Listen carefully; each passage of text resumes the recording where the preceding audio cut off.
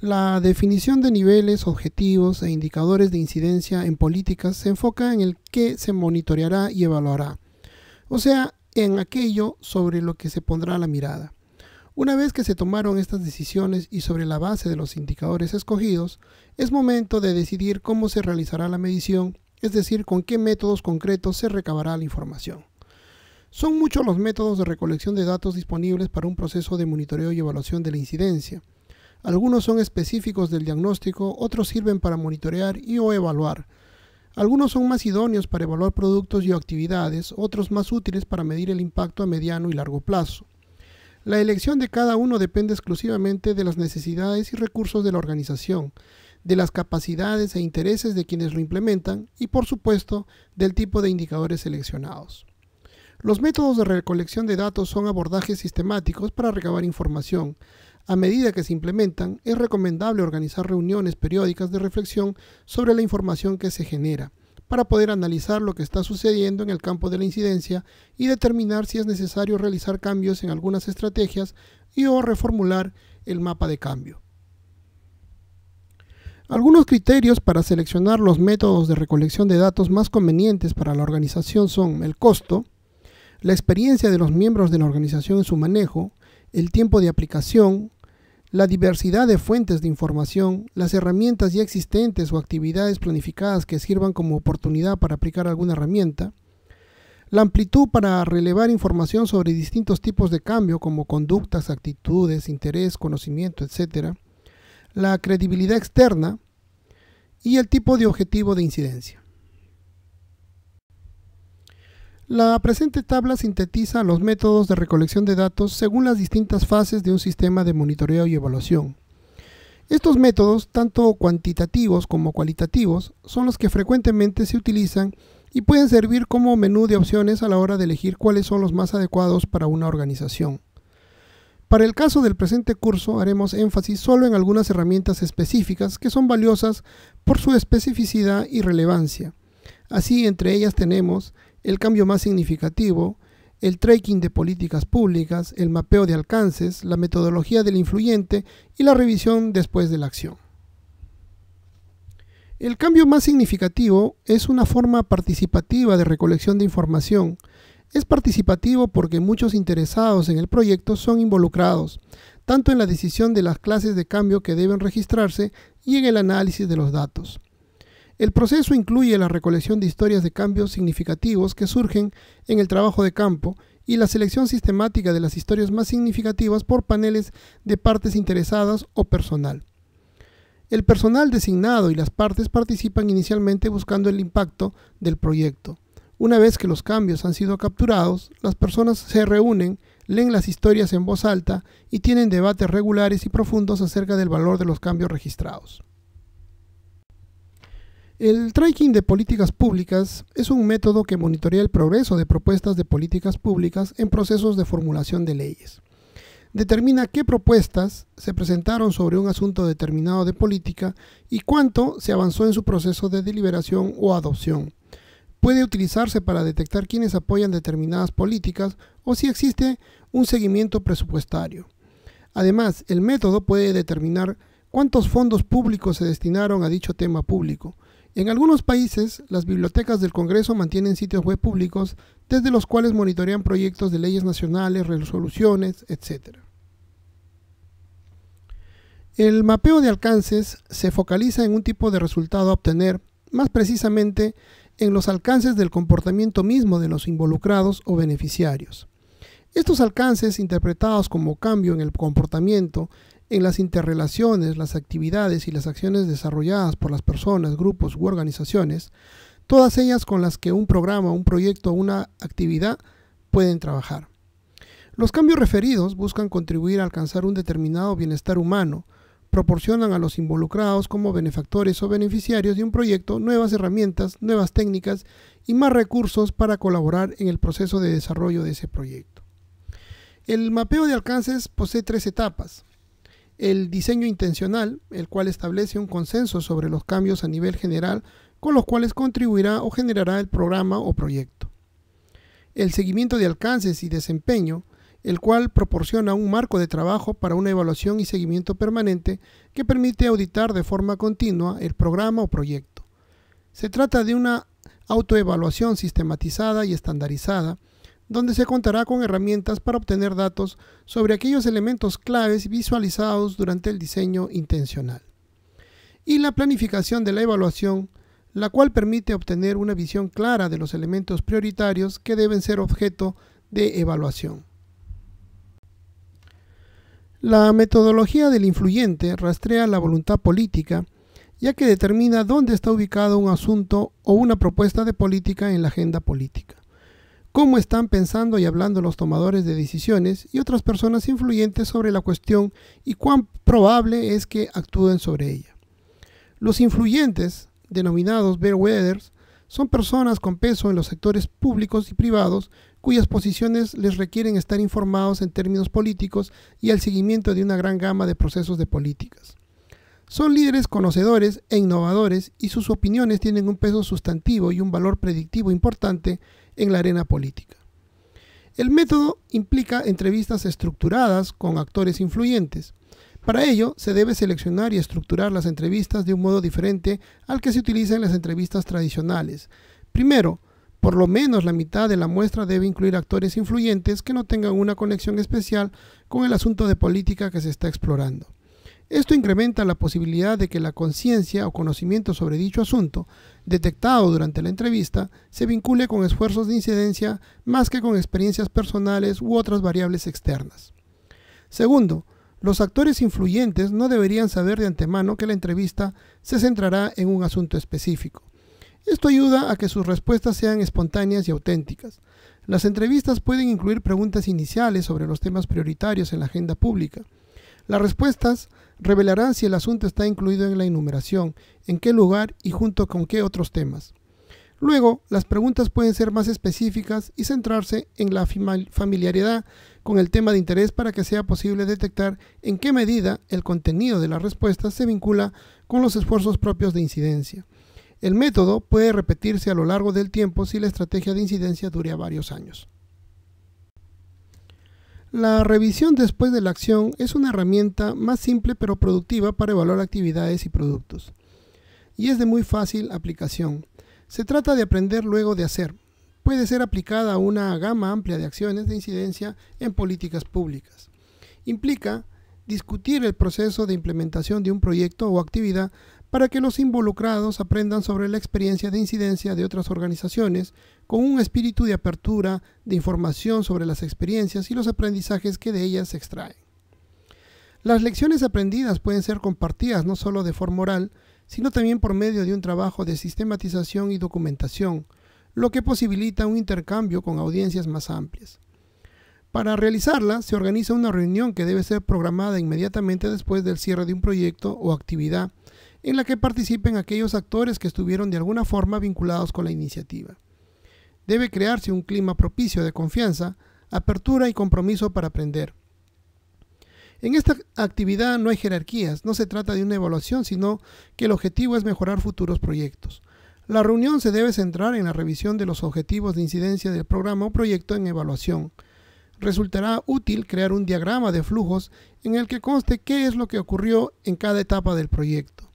El diagrama permitirá identificar tareas, acciones y puntos decisivos y detectar qué partes del proyecto fueron efectivas y cuáles no tanto. Una vez seleccionadas e implementadas las herramientas de recolección de información, la organización contará con un valioso conocimiento sobre su capacidad de incidencia política que es conveniente aprovechar. Para ello es muy importante que se pueda definir dos aspectos principales. El primero, cómo se guardará, organizará y analizará la información recabada, y el segundo, cómo se realizará el proceso de reflexión y documentación del conocimiento generado. Dos aspectos que están estrechamente vinculados con la gestión del conocimiento. Un efectivo proceso de monitoreo y evaluación de la incidencia es una oportunidad para encarar cambios en la organización, así como también otras personas y equipos pueden enriquecerse con el aprendizaje generado. Para que las organizaciones puedan realizar cambios a tiempo en sus procesos de incidencia y puedan maximizar sus experiencias una vez terminadas, es importante que elijan maneras concretas de trabajar con el conocimiento generado. La gestión del conocimiento es un proceso de intercambio horizontal de conocimiento acerca de experiencias de incidencia en políticas públicas. Se producen colectivamente al interior de una institución. El conocimiento radica en las personas que integran la organización. Estas lo explicitan y socializan a través de tecnologías de la información u otros formatos tradicionales. Finalmente, otros miembros de la organización se apropian del conocimiento generado para mejorar su propia capacidad de incidencia y otras prácticas institucionales. Los pasos necesarios para aplicar una gestión del conocimiento a partir de la información que se pueda registrar en una organización son: en primer lugar, definir cómo se analizará y reflexionará sobre la información recolectada, es decir, lograr que los datos recolectados en función de objetivos, actividades e indicadores establecidos se conviertan en una herramienta concreta para tomar decisiones sobre el trabajo en curso o el que se hará en el futuro. Por eso, es clave que quienes lideran un proceso de monitoreo y evaluación de la incidencia incluyan instancias específicas de reflexión y debate sobre la información generada. En el caso de contar con varias herramientas de recolección de datos, es conveniente que se pueda pensar en una forma de reunir toda esa información en un mismo lugar para vincularla, compararla y analizarla eficazmente. Un ejemplo de esta práctica es la herramienta Reflexivity, la cual ha sido desarrollada por Save the Children, Gran Bretaña, para monitorear y evaluar la incidencia en política de su principal campaña Everyone, centrada en reducir la mortalidad materna e infantil. Esta herramienta reúne en un único documento información de un conjunto de diversos indicadores que cada oficina nacional de la organización puede establecer para monitorear y evaluar sus procesos de incidencia en políticas. La información se obtiene a través de diversos métodos de recolección de datos, pero se recopila en este único repositorio que permite establecer conexiones entre los resultados que se van registrando y los diferentes productos, actividades y estrategias de incidencia política. La forma en que se organice la información servirá de base para establecer cómo analizarla o utilizarla en el marco de espacios de debate y reflexión. Se puede optar, por ejemplo, por realizar informes de avance o progreso, que son documentos que sintetizan la información recopilada durante el monitoreo. Esta información es analizada de acuerdo con los indicadores que se definieron previamente, con el fin de corroborar si la estrategia diseñada y las acciones implementadas coinciden con el objetivo de incidencia propuesto. Los informes de avance constituyen una herramienta muy útil, ya que posibilitan la revisión del propio diseño del proceso de evaluación. Es decir, si a partir del informe de avance se entiende que la realidad no corresponde con los efectos esperados, se puede revisar el plan de incidencia. Además, es posible que la información recopilada no sea suficiente para tomar decisiones sobre el progreso de la iniciativa. Es entonces cuando se debe revisar el proceso de monitoreo y evaluación y ajustarlo de acuerdo al nuevo contexto o actores participantes. En general, estos documentos describen el contexto en el que se desarrolla la actividad y los cambios que puede haber implicado. Estar al tanto del contexto permite adaptar las estrategias de incidencia propuesta en el mapa de cambio y también modificar algunas actividades a medida que se avanza. Los actores involucrados y cómo varían sus intereses, actitudes y conductas a medida que avanza la iniciativa. Este análisis presente a lo largo de toda la iniciativa permitirá detectar en la evaluación final los cambios que pudieron haber ocurrido en relación con los actores participantes. Los hallazgos están relacionados con los cambios vinculados a las propias acciones de incidencia, como por ejemplo, cambios en los conocimientos específicos, conductas o prácticas de ciertos actores que buscamos influir. Las conclusiones son las deducciones y aprendizajes que se extraen a partir de la experiencia monitoreada y evaluada. Y las recomendaciones son las contribuciones que podemos realizar a acciones futuras sobre la base de la experiencia registrada. Es mejor si el informe es conciso y relativamente breve para que permita a los tomadores de decisiones identificar clara y rápidamente las lecciones claves del proceso de incidencia. También es útil entregar este informe a todos los actores involucrados para que puedan dar su opinión y aportar nuevas perspectivas sobre el significado de los resultados de la evaluación. Además, ellos pueden estar en mejores condiciones para ser neutrales respecto de la eficacia del trabajo realizado. Otro paso importante para aplicar una gestión del conocimiento es fomentar espacios de debate, reflexión y toma de decisiones. Las instancias de reflexión continua son cruciales para asegurar que la información recabada y sistematizada sea analizada de manera efectiva y utilizada para aprender y mejorar el trabajo de incidencia. Estas instancias pueden consistir en reuniones con cierta periodicidad o formar parte de procesos ya existentes de debate o de evaluación. Las instancias de reflexión pueden incluir a miembros de la organización que no hayan estado directamente vinculados con el proceso de monitoreo y evaluación y a otros actores externos que puedan contribuir al proceso de análisis y discusión. Sus sugerencias, preguntas y reflexiones pueden contribuir significativamente al aprendizaje organizacional, ya que probablemente cuestionen supuestos institucionales o iluminen el proceso con nuevas ideas o posibilidades. Las reflexiones no deberían centrarse solamente en qué ocurrió y qué no, sino también en por qué, a través de la identificación de factores internos y externos que puedan haber afectado de manera significativa los resultados de las estrategias o actividades. Esta instancia es también una buena oportunidad para reexaminar las propias creencias y presupuestos sobre cuestiones como el poder, el género y el cambio social que frecuentemente influyen en las estrategias y posibilidades de éxito. También es importante analizar los contextos globales, nacionales y locales y las circunstancias que los rodean, ya que estas variables inciden en la definición de estrategias y abordajes más efectivos. Esta instancia es ideal también para promover el pensamiento creativo, que se pueda mantener apertura a los resultados inesperados que puedan surgir más allá de lo establecido en el marco de la evaluación, que no se contemplaron en el diseño inicial, pero que son importantes para entender el impacto total de los esfuerzos de incidencia. Según los hallazgos y conclusiones, el equipo debe decidir colectivamente si es necesario realizar cambios en los planes, estrategias y actividades de incidencia. Se recomienda documentar estos cambios para poder comprender el camino recorrido al final del proceso. Y finalmente, otro paso importante para aplicar una gestión del conocimiento es elegir herramientas o formatos para socializar el conocimiento generado. Si hay recursos disponibles, la organización o equipo debería considerar maneras nuevas y creativas para compartir los aprendizajes internos con otros miembros del equipo y los externos con socios beneficiarios o donantes. Para ello existe una variedad de herramientas que posibilitan sistematizar, organizar y difundir los conocimientos generados de manera creativa y efectiva, entre los cuales tenemos al análisis de redes sociales, el cual es un mapa de relaciones y sus flujos entre personas, grupos, organizaciones u otros actores que procesan información. Muestra a quienes recurren las personas como fuente de conocimiento en incidencia y con quién lo suelen compartir.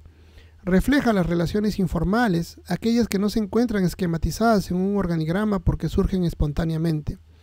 Posibilita que los directivos vean y comprendan la cantidad de relaciones que facilitan u obstaculizan la creación y socialización del conocimiento.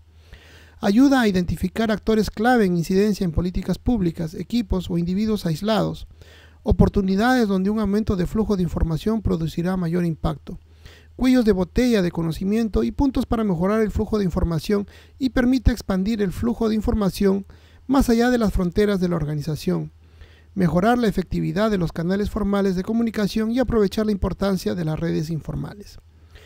Para su implementación, primero se identifica el grupo o red a analizar. Luego hay que fijar objetivos, definir el ámbito de análisis y el nivel de reporte requerido, es decir, en qué nivel se busca saber quién se relaciona con quién. Definidos el ámbito y nivel de análisis, debe formularse una hipótesis a partir de la cual se desarrolla la metodología de la investigación y se diseña un cuestionario. Es necesario entrevistar a directivos y miembros claves para juntar antecedentes y entender necesidades y problemas específicos en temas de incidencia. Luego, se investigan los individuos de la red para identificar relaciones y flujos de conocimiento entre ellos. Finalmente, con la información recabada con el cuestionario, se elabora un mapa. Este mapa permite planear y priorizar los cambios apropiados en intervenciones para mejorar las conexiones sociales y los flujos de conocimiento. Con la información en el mapa, es posible identificar las relaciones, obstáculos o problemas en el flujo de la información e implementar acciones para incorporar los cambios deseados. Otra herramienta es el comportamiento de culpa versus el comportamiento de ganancia, la cual posibilita que los directores reflexionen sobre sus actitudes y respuestas frente a los errores y permitan aprender de los errores, ya que los procesos son sumamente complejos y a veces caóticos y requieren frecuentes revisiones de las acciones realizadas, cuáles resultaron exitosas y cuáles desacertadas. Para su aplicación se debe utilizar un rotafolio o proyector para ilustrar la dinámica del comportamiento de culpa versus el comportamiento de ganancia. Leerlo en voz alta y pedir a los asistentes que reflexionen acerca de cada uno de los comportamientos descritos. Luego se pide a los participantes que ejemplifiquen cuándo creen que han estado del lado del que recibe el comportamiento de culpa o ganancia e indagar en las causas y las consecuencias de lo sucedido. Retener los puntos señalados en el rotafolio. Se pide al grupo que reflexione acerca de si el comportamiento de culpa es siempre injustificado y si los comportamientos de ganancia son siempre apropiados. En el debate es necesario intentar consensuar cuál sería un balance apropiado entre ambos comportamientos. Con la técnica de lluvia de ideas se puede delinear una estrategia más balanceada para lidiar con errores en la organización. Otra herramienta es identificar y compartir las mejores prácticas, la cual permite detectar la manera más efectiva de alcanzar un objetivo determinado. Algunos prefieren utilizar el término buena práctica, ya que es cuestionable el hecho de que exista una sola que sea la mejor. Una forma de definir la mejor práctica es probar que funciona, produce buenos resultados y es recomendable como modelo. Suele combinar dos elementos claves: conocimiento explícito, como puede ser una base de datos de las mejores prácticas, y métodos para compartir el conocimiento tácito.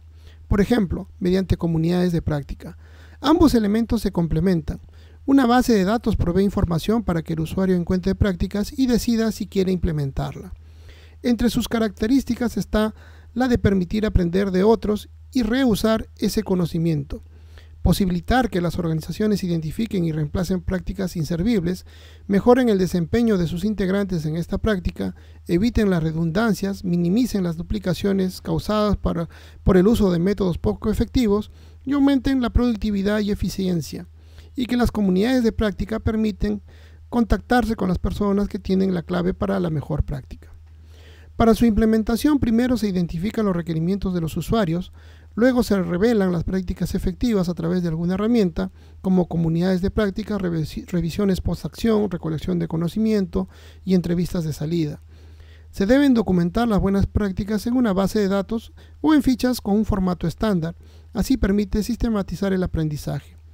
Luego, el conocimiento acerca de las mejores prácticas de incidencia se comparte cara a cara. Esto ayuda al receptor a explorar más allá del conocimiento explícito y también otorga un beneficio doble al dialogar el conocedor de la mejor práctica y el receptor. Las comunidades de práctica son una red autoorganizada cuyos integrantes comparten un interés en un área específica del conocimiento y están dispuestos a trabajar y a aprender en conjunto para desarrollar y compartir su conocimiento. Entre sus características se tiene que son proveedores de una valiosa manera de desarrollar, compartir y gestionar conocimiento específico. Permiten cruzar las fronteras departamentales y las líneas de reportes formales porque pueden ser más flexibles que las formas tradicionales de reportes. Generan nuevo conocimiento respondiendo a problemas y oportunidades y proveen una advertencia prematura de potenciales oportunidades y amenazas. Pueden ser un vehículo para un cambio cultural. Ofrecen ventajas para los individuos quienes tienen acceso a la ayuda de expertos para ampliar sus horizontes, aprender y buscar asesoramiento. Esto provee un ambiente menos amenazante para explorar y evaluar ideas o validar acciones. Y puede generar una sensación de mayor compromiso profesional y fomentar la reputación de los miembros que participan en ella. Antes de crear una comunidad de práctica, es importante verificar si existe alguna en la que se pueda participar. En caso de crear una nueva, primero se debe definir el tema o aspecto específico de la incidencia sobre el que versará. Luego, se debe convocar participantes que puedan contribuir en la comunidad. Para ello es importante identificar expertos en el tema y posibles coordinadores, facilitadores y gestores del conocimiento. Asimismo, se debe definir si será de participación abierta o no.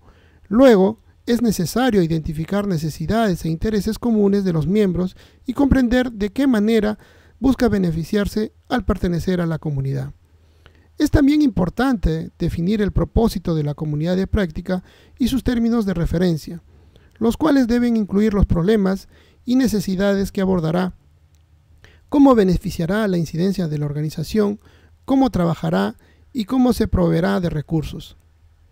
A menos que sean activamente desarrolladas y sostenidas, las comunidades de práctica pueden ir perdiendo impulso. Para evitarlo, es bueno generar encuentros presenciales al menos una vez al año, motivar y compensar a los participantes por sus contribuciones e incorporar nuevos integrantes a la comunidad. Finalmente, el rol de los gestores de conocimiento es fundamental para desarrollar el cuerpo de conocimiento. Para ello, se deben crear mapas y organizar los recursos de conocimiento e identificar y eliminar las brechas del conocimiento. Los mapas mentales son una herramienta gráfica que organiza la información de una forma no lineal y sirve para generar nuevas ideas. Sirve para mejorar tareas simples como escribir una nota sobre una experiencia de incidencia o para otras más complejas como generar una perspectiva compartida sobre un proyecto complejo llevado a cabo.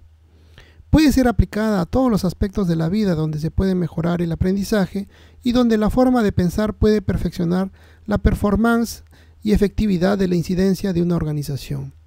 Permite captar el flujo natural de las ideas y puede ser aplicada por individuos o por grupos. Para su implementación se inicia con una palabra o con una imagen que simboliza lo que se quiere pensar, el cual se dibuja en el centro de una hoja. Luego, a partir de las ideas, se establecen conexiones entre ellas. A medida que las ideas emergen a partir de la asociación libre, se debe escribir una o dos palabras descriptivas de las ideas en forma de árbol que se desprenda del foco central. Luego se va expandiendo las ideas en ramas y subramas. Es importante incluir todas las ideas sin juzgarlas ni evaluarlas. Se debe escribir todo lo que surge en la mente, incluso las ideas que surgen fuera de contexto, con diferentes colores y estilos. La narración de historias es una técnica que utiliza historias para compartir conocimiento de incidencia dentro de una organización y entre las organizaciones. Entre sus características se tiene que permite captar la atención con un lenguaje auténtico y una forma narrativa que entretiene. Supone una comunicación más interactiva. El receptor recrea la historia en su imaginación y se apropia de la idea que escucha.